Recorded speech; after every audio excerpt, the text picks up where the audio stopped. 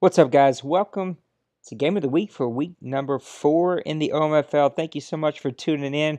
Man, we picked a really good one for you today. The Falcons go over to Minnesota and beat the Vikings 31-28 to stay atop the NFC. And man, the Falcons are rolling, and it is looking like, unless things change over the next couple of weeks, it's looking like we might have another Falcons Rams NFC Championship. Man, those two teams look dominant.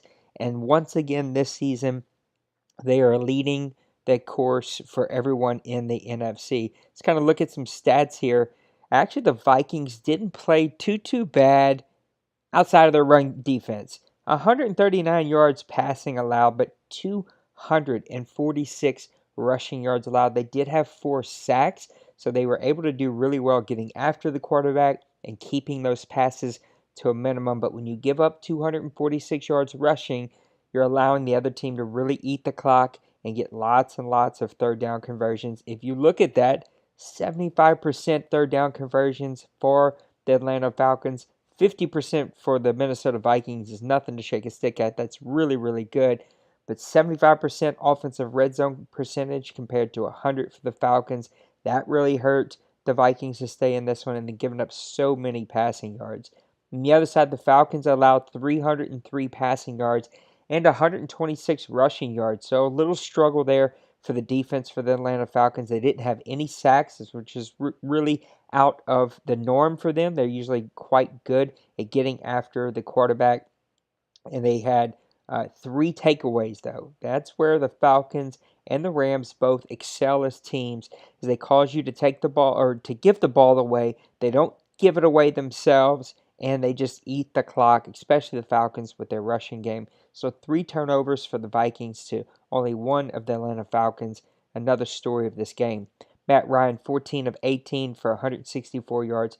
No turnovers, no touchdowns. Bridgewater, pretty good. 19 of 31, 303 yards, 3 touchdowns. That's excellent. But the 3 interceptions really hurt his team. 7 rushes for 94 yards for Allen, 5 for 32 for Werner. Both of those guys seem to be chugging away at the ground game. You want to give them more carries, less passes. Teddy's probably not going to get as many interceptions. You're going to eat the clock a little bit, give your defense a rest. The other side, Coleman and Freeman had quite the day. 15 carries, 147 yards, 9 carries, 83 yards, 3 touchdowns for Coleman, 1 for Freeman, along with 50 and 45 for both of those guys.